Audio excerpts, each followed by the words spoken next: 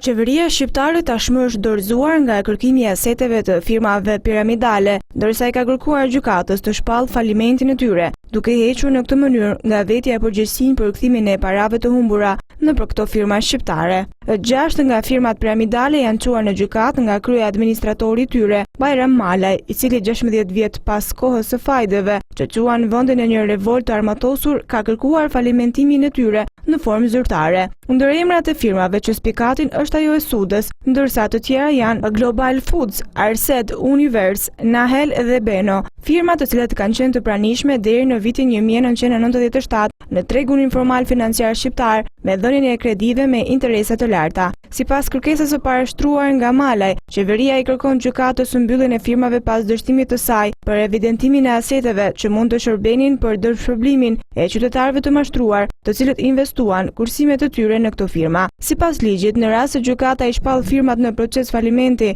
ajo duhet të caktojë për secilin një administrator të pavarur që duhet të kryejë likuidimin e detyrimeve përkatëse. Investitorët në këto firma deri më tani kanë përfituar rreth 10% të shumës së investuar në këto firma, ndërsa falimenti nuk pritet të ndihmojë ata më tepër, duke qenë se as administratorët qeveritar nuk arritën të zbulonin pasuritë të tjera të këtyre firmave për t'i ndarë për investitorët. Falimenti nuk pritet të ndihmojë investitorët më shumë edhe në kohën e administratorëve shtetëror.